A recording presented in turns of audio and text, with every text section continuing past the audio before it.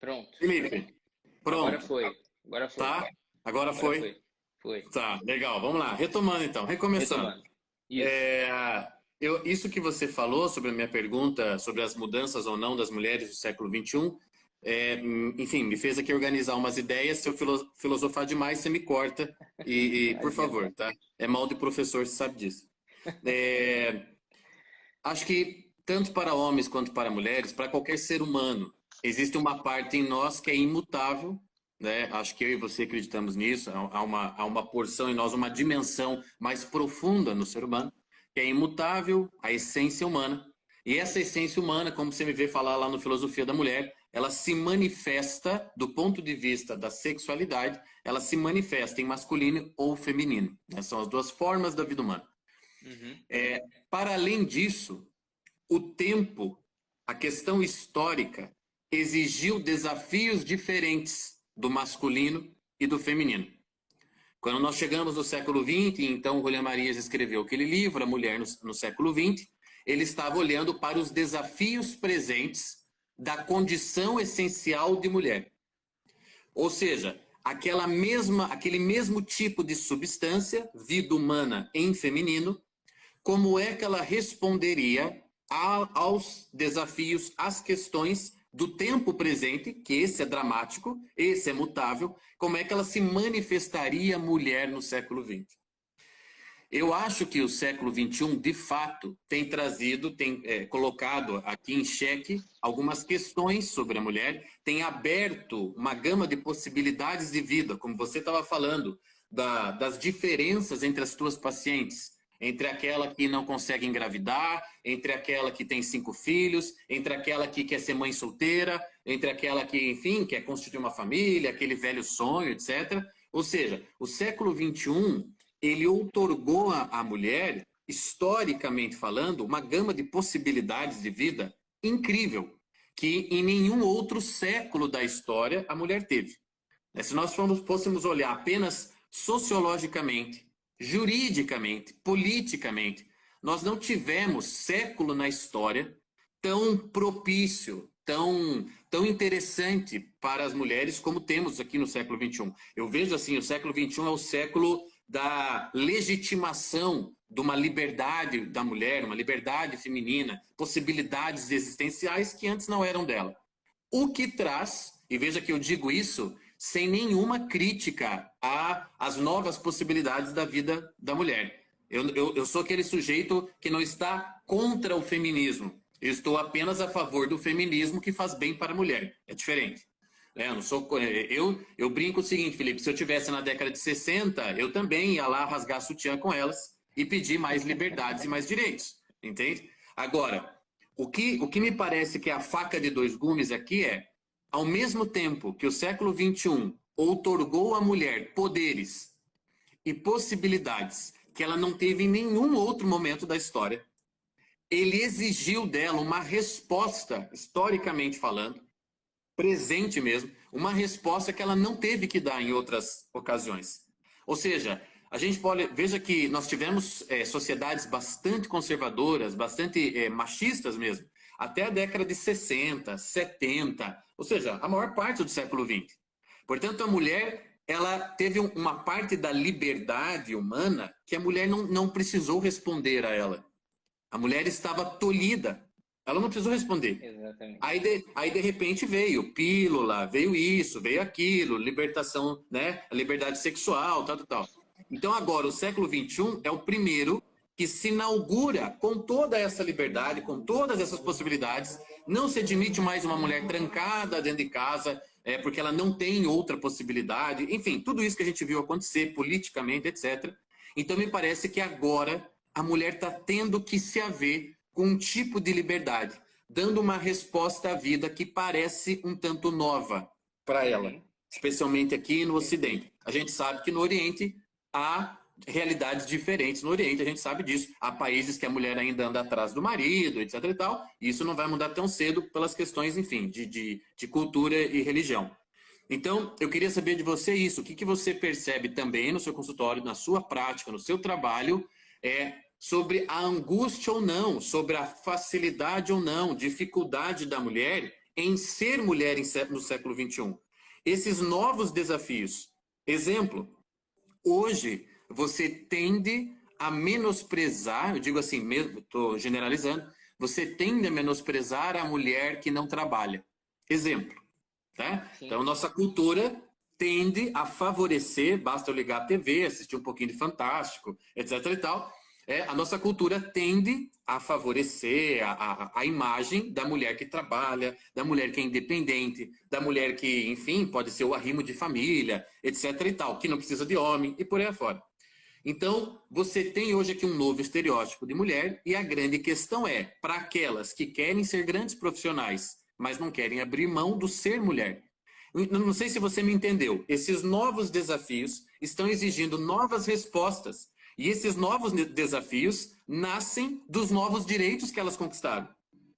Nasce de uma liberdade que elas conquistaram e que elas tinham que conquistar. Eu sou absolutamente favorável à liberdade que as mulheres conquistaram, ao espaço que elas conquistaram. Eu só faço a ressalva que é esta precisamente. Agora que vocês têm a liberdade que vocês batalharam tanto para ter, como é ser mulher a partir de agora? Entende? Sim, isso Você capta isso no consultório? capto muito, assim, essa situação, esses dilemas, né, que essas mulheres vivem no dia a dia, porque Uhum. justamente elas se depararam com perguntas hoje em dia que não se faziam antigamente, porque não tinham essa perspectiva, essa possibilidade de viver alguma coisa diferente do que aquilo que, de certa forma, era imposto a ela, né, como uma via natural.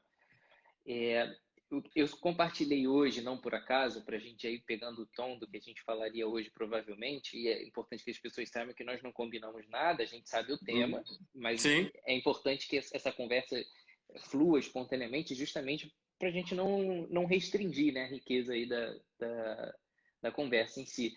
E eu compartilhei um histórico hoje do Ícaro de Carvalho, em que ele respondia uma seguidora que provavelmente estava falando da resposta da condição que ela estava incomodada com a condição da vida de uma amiga, em que ela falava assim, mulher convive com o marido e ele ganha 6 vezes mais do que ela e ainda assim divide a conta igual e ela se sente muito pressionada a manter o padrão de vida que ele tem, não sei o que, não. E aí eu nem lembro qual foi a resposta que ele deu, na verdade, mas eu compartilhei isso no meu story hoje para mostrar como é, essa obsessão por uma independência traz efeitos colaterais que, a princípio, a gente não imagina, né? Uhum. Essa crise existencial, assim, existe hoje nitidamente uma crise, eu acho que de masculinidade, feminilidade, né? É uma crise de identidade geral e elas se agravam, né? Porque a gente se reconhece muito pelo oposto. Eu acho que você botou isso nos stories aí esses dias. Se não foi hoje, foi ontem, no máximo, porque eu vi isso muito recente. De como a consciência do oposto ajuda a gente a entender muito quem a gente é, Sim. né? E eu acho que existe muito essa crise dos dois lados, não por acaso, porque a gente está meio que desaprendendo o que é ser gente, né? A gente tem uma certa repulsa cada vez mais à ideia de precisar de alguém, de buscar, né, esse conforto, de se completar em alguém com medo da gente Uhum. perder a nossa identidade. E hoje, diante desse leque de possibilidades em que a mulher se vê assim diante, né, das escolhas que ela tem que fazer, eu acho que também ela se sente muito pressionada, dá toda uma resposta a essa mobilização social que começou a existir em torno dela. É natural que hoje a gente viva um ambiente de valorização muito grande da mulher por todas essas conquistas. Isso ainda soa muito no ouvido das mulheres, né? Uhum. Essas conquistas recentes e esse apelo para que ela realmente se empodere de tudo isso. Essa palavra é meio perigosa, né? Porque ela está na moda. Mas ela, diante de tudo isso, ela quer dar essa resposta. Ela quer corresponder essas novas possibilidades. Ela quer ser boa em tudo isso, todas essas possibilidades que se abriram para ela. E eu vejo muito esse dilema no consultório nitidamente, dessas mulheres que chegaram aos seus 30 e poucos anos e conquistaram carreira, conquistaram diploma, porque Uhum. isso era aquilo que elas não tinham antigamente, e quando a gente fala antigamente é muito pouco tempo, se a gente for pensar na Sim. história, na sociedade de uma maneira geral, isso é estranhamente algo muito recente, e quando elas vêm, elas se sentiram totalmente atraídas por esse discurso, por essa nova via natural que se espera delas, né? Para que elas não dependam de homem nenhum. O discurso é quase sempre esse. E quando elas se veem com seus 30 e poucos anos e se deparam com essa realidade de que muitas vezes elas adiaram um plano porque não souberam lidar com todas essas respostas de uma maneira muito adequada, em que elas não souberam pesar tudo isso na vida delas, de que muitas vezes não conseguiam enxergar uma possibilidade de todas essas realidades coexistirem, a vida familiar, a maternidade e a carreira e tudo mais, elas chegam ali percebendo que realmente o tempo pode ser implacável, né? Uhum. E muitas vezes é uma coisa que a gente não consegue mudar. Então, eu vejo essas mulheres muito deslumbradas com essa nova perspectiva de vida, mas que acabaram perdendo algumas coisas que sempre tiveram valor para a mulher, mas que acabaram sendo deixadas de lado por um prazer de mudar pela própria mudança, e não pelo que ela poderia significar. Né? Uhum. Quase que um fetiche pelo novo, pelo diferente, como se a tradição fosse algo a ser desprezado para que a gente pudesse avançar. E dentro dessa realidade, acho que de uma maneira muito cruel, a maternidade foi inferiorizada, de fato, né? E tudo que ela Uhum. representa. A maternidade é renúncia, ela é dependência, ela é limitação. Assim como a paternidade, quando a gente olha, você também tem filhos, eu agora recentemente também tenho uma filha de 1 ano e 4 meses, e a maternidade, assim como a paternidade, óbvio que com características um pouco diferentes, ela é uma lembrança constante das suas limitações, das suas imperfeições. Você o tempo todo está se julgando de que poderia ter feito alguma coisa melhor, de que poderia ter feito um pouquinho mais, né? E você vê muitas vezes tudo aquilo que você considera como seu, como controlado, seu filho, a sua educação, muitas vezes desandando ou saindo totalmente do seu controle. Isso é uma lembrança constante, assim, martelando na nossa cabeça. Você não né, o senhor, assim, da sua vida totalmente. Existe alguma coisa maior do que você e que às vezes você não vai ter como controlar totalmente. E isso é a vida acontecendo na grande maioria das vezes, não é necessariamente um problema.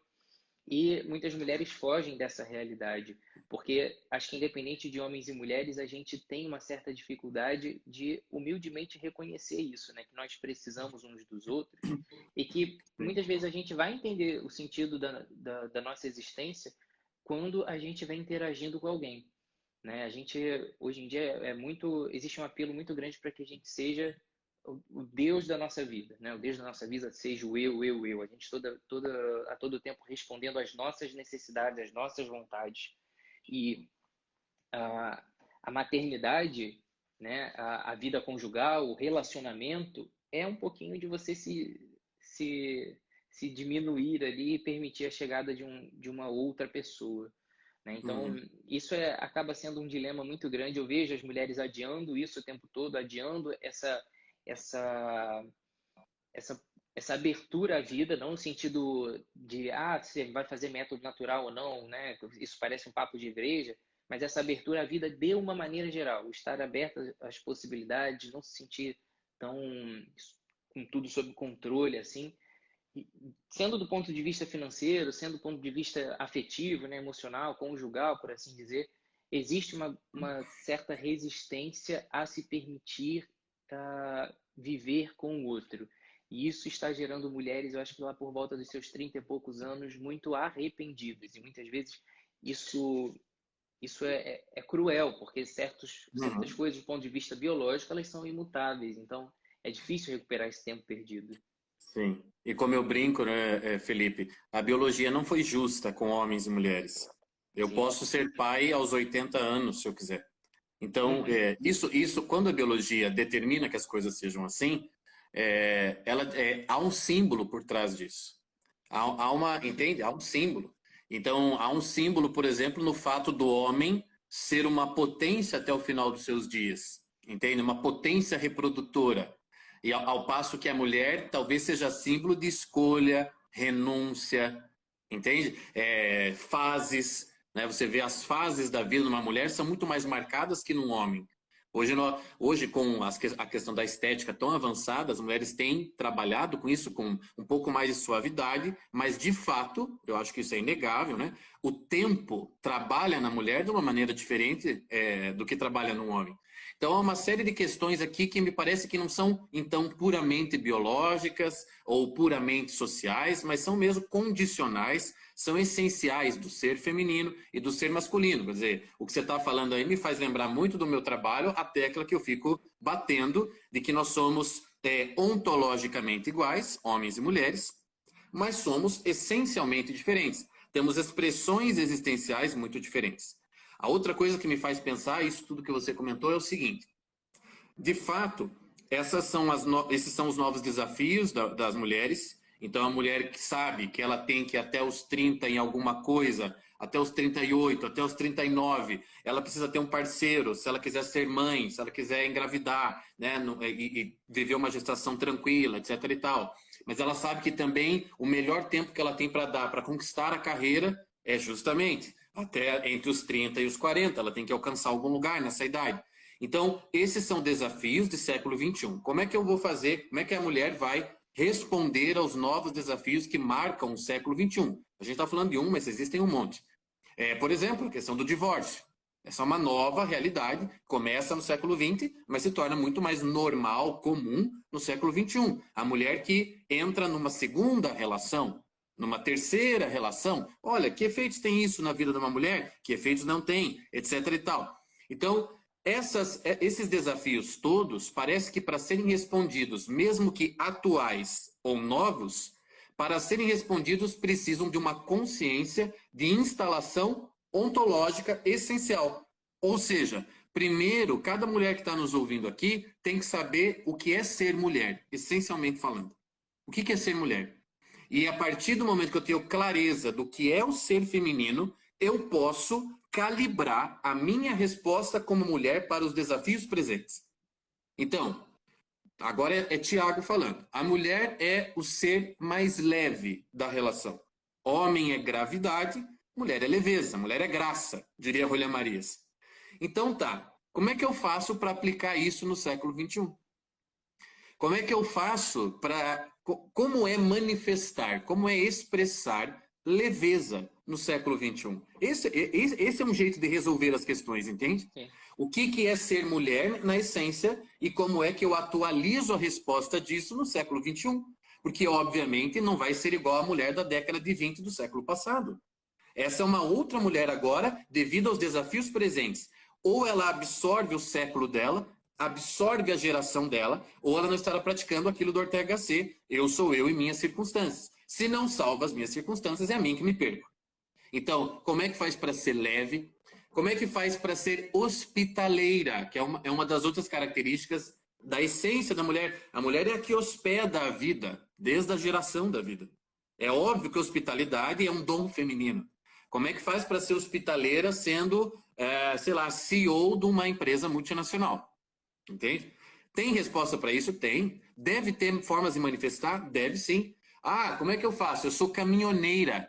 Eu sustento minha casa e dirijo caminhão. Tem como ser mulher feminina? Tem como ser feminina fazendo isso. Ou seja, começa a dar consciência da tua essência para depois a calibragem da manifestação existencial disso. O que te parece isso tudo? Tem sentido para você? Tem total sentido e tem muito a ver com o meu próprio trabalho, né?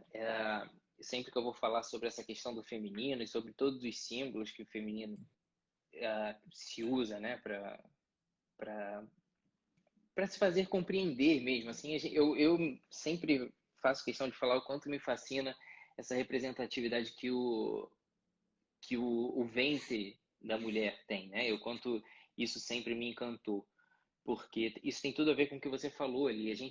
Quando a gente olha para a natureza em si e para as coisas como elas estão dispostas, né? A gente consegue, com um certo olhar de atenção, só por esses símbolos, a gente já decifrar o sentido de certas coisas na vida. Quando a gente olha para o ventre feminino e essa capacidade de receptividade, a gente entende muito como é a dinâmica da vida da mulher, né? Uhum. E essa receptividade, essa capacidade de receber algo de fora, transformar aquilo e devolver algo maior, com um sentido mais amplo, por assim dizer, isso é algo que se repete na rotina da mulher constantemente, né? Nos seus Uhum. relacionamentos, ela vai ser assim, e quando ela for assim, provavelmente ela vai se sentir de fato num relacionamento que faça sentido. Nas suas relações profissionais, ela tem muito mais capacidade de ser dessa maneira do que o homem. E até, por exemplo, como você falou, uma mulher que exerce um cargo de chefia, sabendo, mais consciente dessa maneira como ela funciona, ela consegue exercer isso de uma maneira mais eficaz. Né? Sim. A maneira de se relacionar com um chefe homem é diferente de se É. relacionar com uma chefe mulher. E isso, quando os olhares menos sensíveis, por assim dizer, menos sensatos, talvez, eles ouvem a gente dizendo esse tipo de coisa hoje numa live, a tendência é entender que a gente está sendo machista, né? De Sim, que a com gente está certeza. falando que Mesmo um porque homem esse não é o nosso lugar de fala, né, Felipe? Seria a primeira é, crítica, porque nós não somos esse, mulheres. exatamente, esse é outro termo, junto com empoderamento, esse é um outro termo que tem uma Sim, me garra ódio. Quando alguém fala isso, me exa, garra ódio. É, exatamente, né? É o desprezo total a essa nossa capacidade intelectual de se colocar numa outra exato, situação, né?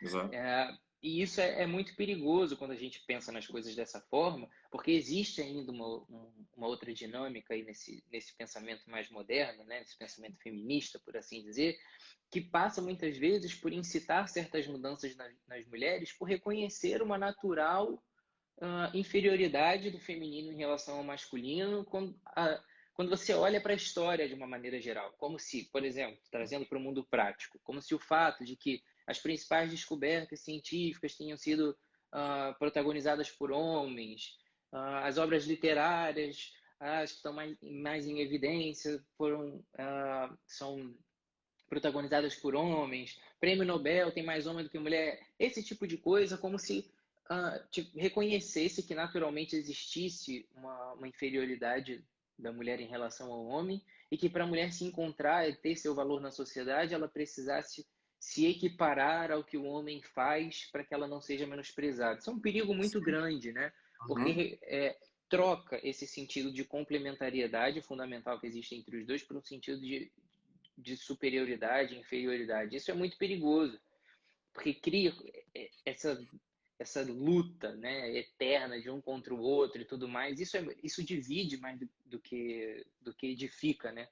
Então, Sim, isso acaba botando a mulher numa situação em que ela se torna muito refém dessas ideologias, assim, e acaba atendendo aos sonhos e aos projetos de um coletivo.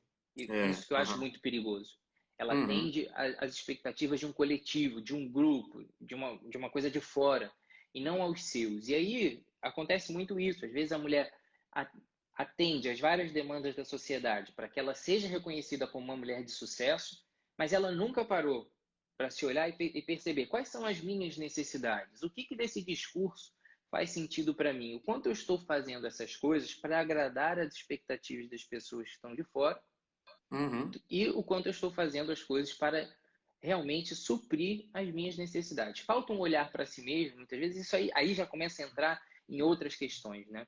Em que a gente vai sendo metralhado todos os dias por uma série de demandas, e a gente quer sempre responder. Tem o prazo do trabalho, tem as demandas na família, dentro de casa, a gente está sempre respondendo a um prazo para várias coisas e a gente não para olhar para dentro, né, por assim dizer, para responder essas Uhum. questões importantes que dão sentido à nossa existência, de fato. E tentar se encaixar nesse mundo, que foi o que você falou.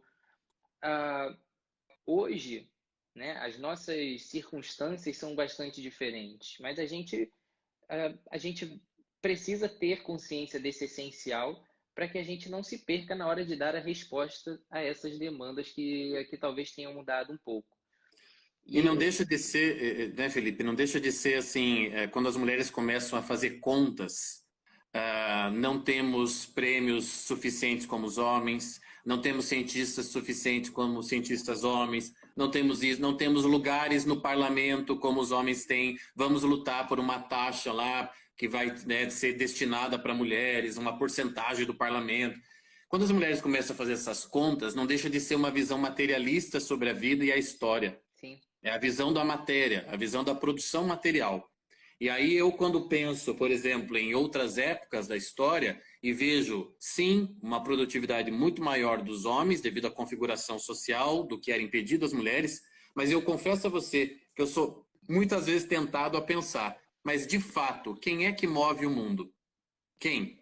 Aquele que está no parlamento falando e aprovando uma lei, ou aquela que está em casa inspirando na cabeça dele, sendo motor dentro de um lar, fazendo coisas, entende? Que, como eu diria, uma mão invisível, né? Uma mão Sim, invisível, uma ação, uma perfeito, verdadeira ação espiritual sobre o mundo. Quem é que perfeito. de fato move o mundo? Quem é que mais suscita ensinamentos dentro do coração do homem? Quem é que mais educa? Quem é que mais tem uma presença marcante nos anos iniciais de formação de uma criança? Ou seja, quando você começa a colocar as coisas em outras perspectivas, que não essa pura material de produtividade, como se a história fosse só a matéria, né? Uma visão marxista da história, não deixa de ser uma visão marxista.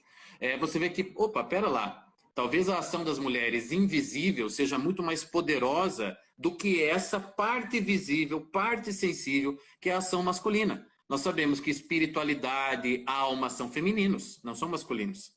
Há um reino do feminino que se sobrepõe ao masculino, mas olha, em larga escala, em larga. Eu bato nessa tecla há muito tempo. As mulheres não sabem do que elas são capazes. Elas não sabem qual é o poder delas sobre a vida, o poder sobre o mundo, o poder sobre os homens. Sim, é verdade que o mundo, visto como matéria, é o palco do homem, é o palco do masculino. O palco das lutas, o palco das guerras, o palco do a minha casa é maior que a sua, meu carro é melhor que o seu. Esse é o palco das disputas masculinas. Agora, se eu consigo subir um pouquinho de andar, olhar as coisas de cima, eu vejo, meu Deus, mas que palcozinho pequeno, que coisa assim, quase que idiota, diante do reino do palco feminino, onde é que uma mulher pode estar instalada quando ela assume a condição de mulher. Você falava lá da mulher que é chefe. Olha, que maravilha se nós tivermos muitas mulheres chefes. A grande questão é como ser chefe e ser feminina. Porque um homem manda de um jeito, e nós já sabemos como é que o homem manda. Agora, como é que é uma mulher mandando? Eu tenho a impressão que não é como a Angela Merkel. Não deve ser a Angela Merkel. Porque eu olho para a Angela Merkel e eu consigo imaginar tudo. Consigo imaginar aquela mulher soldando duas peças numa oficina mecânica. Mas eu não consigo imaginar aquela mulher embalando uma criança. Não consigo imaginar aquela mulher pensando no baby doll que ela vai usar para o maridão. Eu não consigo imaginar aquela mulher fazendo isso. Me dá até, aliás, é uma imagem um pouco assustadora. Agora, então, deve ter uma forma de ser líder política feminina. Deve ter uma forma de mandar sem abdicar da posição de mulher, da condição de mulher. Então, as mulheres mais arredias nos ouvindo, ninguém está aqui dizendo que as mulheres não podem ocupar esses postos, que as mulheres devem ficar só dentro de casa. Não, a grande questão e o desafio total delas é como é que vocês vão sair e manter a tua condição sexuada. É tudo, é isso aqui. Porque senão, veja, entre a Angela Merkel, que menstrua e tem outros problemas, e o Boris Johnson, que não tem esses problemas, eu prefiro o Boris Johnson, entende? Aquela famosa coisa, né? A praticidade masculina, a objetividade masculina. Ou seja, o que é que a gente ganha de dar o poder para uma mulher? As pessoas não gostam de perguntar, colocar as coisas, porque isso parece machismo, mas é seguinte, a gente está falando de chefia política, eu tenho que ter vantagem. Qualquer vantagem de eu dar o poder na mão de uma mulher, eu preciso ver uma vantagem.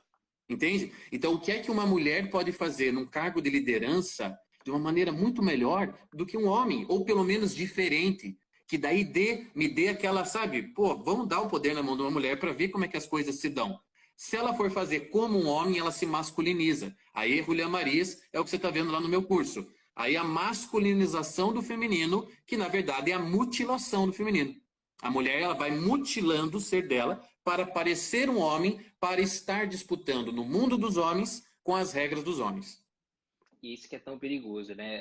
É engraçado, assim, tudo que você falou agora, me veio à cabeça várias citações de um mesmo livro, que você já deve ter mencionado, que é O Privilégio de Ser Mulher. Sim. É um livro pequeno, de uma leitura, assim, acho que mais fácil, até diante de vários Ah, outros livros, né? E é incrível como a autora fala muito claramente, de uma maneira até bem bonita, assim, sobre essa questão do feminino. E nessa dinâmica aí da história, eu acho que para que a mulher fosse, o feminino fosse visto dessa maneira tão desvalorizada, a ponto de querer ser como homem, né, em tantos aspectos, como você citou agora, primeiro acho que começou um movimento de desvalorização daquilo que não é tão visível aos olhos. Esse materialismo que você falou tem tudo a ver com isso, né? Essa questão da valorização das conquistas, que é o campo de atuação do homem, que se move por esses desafios e que nitidamente ele Sim. vai se sobressair nesse ambiente das conquistas, porque o homem se move com isso, né? Muitas mulheres, inclusive, me questionam muito que têm dificuldades, por exemplo, de conversar com o parceiro, questões relacionadas à sua vida sexual. E aí eu falo muito com elas em relação a isso, de que a maneira como homem e mulher conversam sobre as coisas é, inclusive, diferente, porque a maneira como eles olham para os assuntos é diferente. O homem, por ser muito mais prático e ter um pensamento mais raso, ele conversa muito com o próprio assunto, por assim dizer. Então, Sim. ele fala muito sobre política, ele fala muito sobre futebol, sobre coisas práticas, enquanto a mulher é capaz de falar sobre sentimentos, a mulher é capaz de extrapolar para outras situações, né, fora ali do seu ambiente mais objetivo, por assim dizer, das coisas mais imediatas. E o homem fala muito sobre finanças, discute sobre trabalho, etc. E a mulher conversa mais sobre as coisas da vida, por assim dizer. E aí a gente vê que nitidamente o homem tem uma dificuldade, consequentemente, de conversar sobre coisas que ele não domina, porque ele se sente muito atingido, né? E não Ameaçado, né? gosta de demonstrar a sua vulnerabilidade quando ele não demonstra um domínio sobre aquilo que estão falando. E aí isso tem tudo a ver com essa dinâmica da vida conjugal. Quando a mulher vai falar com ele, por exemplo, sobre alguma coisa da vida sexual em que ela talvez não esteja satisfeita e com a qual ele talvez não saiba lidar, ele prefere evitar esse assunto, porque ele não quer demonstrar que ele não domina aquilo ali.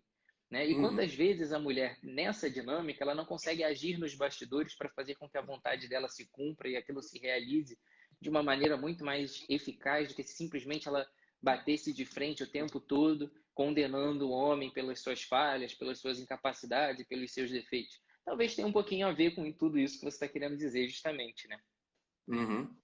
Com certeza, com certeza. Agora, uma coisa que eu acho que a gente não pode deixar de tocar, porque você até mencionou um post meu, um story meu, é essa questão mesmo de o fato das mulheres muitas vezes partirem para a homogeneização existencial, ou seja, para conquistar espaço no mundo dos homens, ter que parecer com eles, ter que usar as mesmas, como é que eu posso dizer, os mesmos instrumentos, as mesmas armas que os homens, né, para entrar no mundo dos homens. Então isso trouxe consequências que a gente viu na segunda metade do século XX, que foi uma masculinização do feminino, que estava, aspas, resguardado dentro de casa, e do momento que ela sai, ela choca com o masculino e é contaminada por ele. Então a mulher ela é contaminada pelo mundo do masculino. E aí, enfim, né, no mundo do masculino, quem dita as regras é o masculino se prevalece sobre o feminino. Então isso é uma coisa. O que a gente perde nessa história, Felipe, que eu acho que é o desafio do século XXI, é justamente a diferença, é a riqueza da oposição. Essa é a riqueza. Você falava, numa outra resposta tua, temos uma crise de virilidade e temos uma crise de feminilidade, sem dúvida. Então, assim, a mulher procura um homem, algumas das nossas, enfim, seguidoras aqui estavam falando, cadê os bons homens? Cadê os homens de verdade, etc e tal. A pergunta é invertida aqui também, cadê as mulheres? Porque, de fato, um homem é mais homem quando diante de uma mulher e vice-versa, por uma coisa de oposição. O claro fica mais evidente quando contraposto ao escuro. O doce fica mais evidente quando contraposto ao amargo. E assim sucessivamente. Então, assim, a condição da mulher e até uma parte da recuperação dessa feminilidade perdida pela mutilação do homogêneo que eu estava falando, ela se dá por buscar justamente referências do oposto. Não para me igualar a ele, mas para fortalecer o que enriquece a relação, o que complementa a relação. Eu acho que essa noção de complementaridade e não de disputa, nem de igualdade, mas acho que a palavra-chave é essa, complementaridade. Entre as duas condições sexuadas, essa é a chave. Ou seja, eu preciso do feminino na minha vida, Felipe. Eu, Tiago, homem, existe uma parte do mundo, e eu diria metade dele, que responde ao feminino, que fala com voz feminina, que tem, enfim, manifestações femininas. E eu preciso do feminino junto comigo para traduzir isso. Sensibilidade, religiosidade, beleza, arte, pô, tudo é feminino. E a mesma coisa, as mulheres precisam do masculino presente na vida delas, porque uma parte do mundo fala grave, uma parte do mundo fala no tom masculino. Enquanto estão lá as mulheres desesperadas, arrancando os cabelos por uma determinada situação, tem que ter um homem que fale grosso e diga, calma, o buraco não é tão fundo assim. Entende? É aquela, né, enfim, uma imagem comum aqui para pensar. A histeria tão estudada feminina e aquela coisa do homem chegar pela lá, não é bem assim, a gente pode resolver de tal jeito. Quer dizer, a gente precisa dessa secura masculina, a gente precisa dessa objetividade masculina, da potência masculina, da garra, o Jordan Peterson fala muito disso. Ah, por que só tem homens né, que são os cabeças das grandes empresas, etc. O Jordan Peterson diz uma coisa básica. Bom, porque os homens estão dispostos a sacrificar tudo em nome da carreira. O homem é aguerrido por natureza. As mulheres aqui vão concordar comigo. Você despreza o homem que não é aguerrido, o homem que não tem tesão na vida. Você despreza. É uma coisa que parece que não combina com o masculino. Você olhar um sujeito assim, o que você quer? Ah, tanto faz.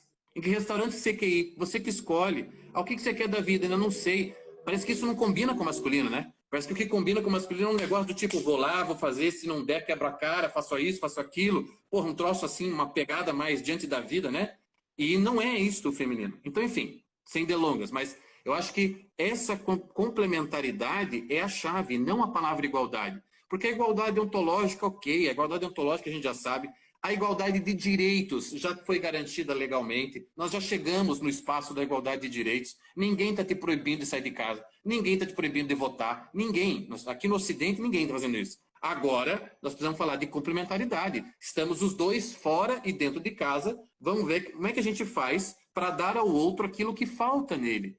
É uma visão amorosa da vida. O que é que falta? Eu, como mulher, posso dar para o meu marido e vice-versa. E você vê que essa falta de noção de complementariedade é tão grave e tão perigosa que essa complementariedade muitas vezes é o que dá o tom da própria sociedade como um todo. Quando a gente olha para o homem com essa visão mais prática, ele tende, de certa forma, a desprezar o que é mais fraco, a menosprezar o que é mais Sim. fraco. Nesse instinto competitivo, os mais fracos correm o risco de ficar para trás. E muitas vezes quem dá esse tom de um olhar mais caridoso sobre os mais necessitados, entre aspas, Exato. aqueles que ficaram para trás, são as mulheres. Elas têm essa capacidade de olhar além daquilo que Uhum. aparece, né, Uhum. geralmente. E quando a mulher perde esse lugar na sociedade, esse lugar que é quase que invariavelmente dela, esse olhar mais sensível, quando a gente diz que a mulher é mais sensível às pessoas, ela olha além realmente, a gente vê isso nitidamente na educação dos filhos, por exemplo, ela percebe mais as necessidades da criança, ela entende mais o que aquela birra quer dizer. E muitas vezes ela faz isso com as pessoas à sua volta de uma maneira geral. E ela é Uhum. mais atenta aos mais necessitados. E toda vez que a mulher é privada desse lugar, por ela mesma ou pelos outros, a sociedade se torna uma sociedade mais insensível e mais cruel. E Sim. não é de se surpreender que numa sociedade em que a mulher esteja tão desfigurada da sua posição original, digamos assim, Perfeito. que a gente entenda, que a gente veja que naturalmente o aborto está sendo cada vez mais aprovado nas diferentes populações e que ele vai ganhando cada vez mais espaço nos diferentes países em que progressivamente a gente vai minando o lugar da mulher, porque ela muitas vezes é que dá o tom dessa discussão. Ela que desequilibra muitas vezes a balança na direção dessas pessoas que muitas vezes não podem falar por si só, né? E a Uhum. gente vai perdendo essa sensibilidade de uma maneira geral, porque é ela que vai relembrando isso aos homens o tempo Uhum. todo, né? Essa referência materna que muitas vezes dá ao próprio homem essa referência do valor feminino, né? Do É, valor das é. pequenas coisas, entre aspas, né? Das pequenas coisas nessa visão mais materialista, de que o que vale a pena é aquilo que a pessoa tem, aquilo que a pessoa é, aquilo que a pessoa aparenta. Isso é fundamental. Como você falou muito bem, a gente não pode menosprezar o valor de um homem que quer ser um provedor, que quer ser uma pessoa que dê segurança, dê estabilidade, seja ela emocional ou financeira, que sustente a sua casa, que sustente a sua empresa, que puxa a responsabilidade e fala aqui, está comigo mesmo, eu vou resolver, não precisa se preocupar. mas ele corre o risco de ir para esse outro lado e se tornar uma pessoa extremamente insensível, Sim. extremamente ambiciosa, já naquele ponto, né, ruim ali da coisa. Então, é muito perigoso, porque isso ocorre individualmente com a mulher ali, perdendo o seu lugar, mas isso ocorre com a sociedade como um todo, né? Sim, Isso sim. extrapola para o coletivo de uma maneira muito, muito cruel igualmente. As duas coisas de fato, nós estamos carentes das duas forças, a feminina nisso que você fala, de uma sensibilização, de um cuidado com a vida. Eu acho que você foi muito bem nisso que você falou, por exemplo, do aborto, né? Que eu acho assim, um homem defender o aborto é uma tristeza, uma mulher defender o aborto é um escândalo. É um escândalo, entende? É contra a natureza, é contra o ser dela fazer uma coisa dessa, né? É como ela se revoltando com a própria condição de hospitaleira. Ela se revolta contra a própria condição. Então, assim, isso é perfeito, e assim como a gente precisa daquela potência masculina, daquela virilidade, mesmo que significa força. O mundo está necessitado de força. Você vê que quando a gente se assusta com alguém como o Trump, que fala um pouco mais grosso, um pouco mais firme, e os jornais ficam oriçados, os jornalistas ficam oriçados com a fala dele, e não estou aqui para defender posição política, estou falando agora só da manifestação Uhum, pessoal dele. sim. A gente fica assim, meu Deus, ó, como ele é isso, como ele é aquilo, como a gente caiu, meu Deus, como a gente desceu na nossa manifestação de virilidade, meu Deus do céu, né? Onde, claro, em outras épocas as coisas eram defendidas e definidas de peixeira com peixeira na saída do bar. Não precisamos voltar a isso, eu sei disso. Mas há uma manifestação do viril que é necessária para manter a roda girando. Então, não sei se você lembra, quando tivemos aqueles estupros em massa, violência em massa na cidade de Colônia, na Alemanha, que aqueles radicais islâmicos saíram de madrugada estuprando mulheres alemãs. Na Holanda, na semana seguinte, teve uma manifestação em defesa das mulheres da Alemanha, e nessa manifestação era uma passeata feita por homens vestidos de lingerie. E eu me lembro de assistir aquilo e pensar, mas olha, se eu sou um muçulmano radical e assisto a uma cena daquela, eu penso assim, mas então é isso que vocês vão oferecer de contraofensiva ao que nós fizemos? Mas olha, nós vamos marcar estupro uma vez por semana. É isso que vocês têm para defender as mulheres de vocês? Ora, pelo amor de Deus, chega a ser grotesco o negócio, é uma piada grotesca. Que os homens não demonstrem mais virilidade. Que um parlamento europeu seja marcado por beijinho, por aceninho, por coisinha, sendo que em outras épocas homens degladiavam dentro dos parlamentos. Homens vociferavam, um Churchill, né, urrava dentro de um parlamento britânico e do outro lado vinha lá urros para cima dele e aquela coisa mesmo visceral, bem masculina, que é a coisa mais normal do mundo. Veja o que as escolas fizeram com o masculino, o que as escolas estão fazendo na engenharia social de mutilação da virilidade, para transformar o menino numa menina, ao final do ciclo da escola. Para quem está nos assistindo, depois vá ao YouTube e procure um vídeo de 5 minutos que se chama Guerra aos Meninos, ou Guerra aos Garotos, daquela Prager University. Guerra aos Garotos, eu acho que é. Você vai ver o que está acontecendo nos Estados Unidos lá, ou seja, menino que faz arminha com a mão para brincar no recreio, os pais são chamados na escola. Entende? São coisas desse tipo, a coisa está muito feia. Enfim. Pô, Felipe, nosso tempo está acabando e eu quero só que Caramba, é você. verdade. Eu quero. Sim, se você tiver mais alguma coisa para falar, algum toque para dar, alguma coisinha para comentar, por favor. Não, é justamente. Fica aqui, eu acho que tem que ficar esse alerta às mulheres para que elas de fato possam redescobrir esse poder e essa força que elas têm através do exercício da sua própria essência, da sua feminilidade. Que elas não se deixem contaminar por esse discurso de que elas valem menos porque elas têm essa sensibilidade maior, porque a maneira que elas têm de fazer essa roda aí girar é totalmente diferente e elas precisam se ater a isso para que as coisas aconteçam. E que boa parte de tudo isso que a gente está vivendo hoje em dia, dessa sociedade fraca, de uma personalidade fraca, a gente parece Uhum. que está decidindo as coisas como no jardim de infância, tudo é problematizado, tudo tem que Sim, parar nos sim. tribunais, porque a gente quer chamar a nossa mãe o tempo inteiro, né, para resolver, Uhum. né? Então, infelizmente, a gente construiu, a nossa geração é uma geração que foi construída em cima de uma personalidade realmente muito fraca. E a gente precisa, né, resgatar essa força feminina, dando a ela plena consciência do que ela é, e não Uhum. querendo que ela pareça alguma outra coisa, como você falou, isso é um caminho certo para que você se desvirtue e perca a essência da sua vida e chegue lá aos 60 anos, 70 anos de idade, olhando para trás, sem ser capaz de responder quem você é. Porque você Sim. foi sempre o que o outro quis de você e não tem nada pior do que isso, né? Você não poder dar essa plena resposta assim de quem você é. E justamente, acho que unicamente isso, assim, não se intimidar por esse discurso hoje em dia de querer ser o que os outros esperam de você, mas ser fiel realmente ao que é ser uma mulher forte, assim, de verdade. Existem Uhum. muitas coisas que a gente ainda pode falar sobre isso, e eu acho que ainda merecem outras lives, com certeza, mas Com fica aqui certeza. esse Estão pedindo apelo. aqui, viu? Inclusive estão pedindo para a gente fazer mais lives.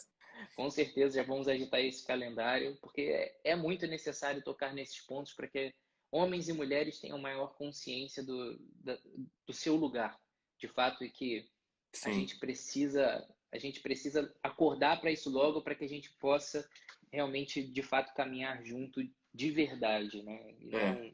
não ficar se degladiando aí para se perder de fato aí.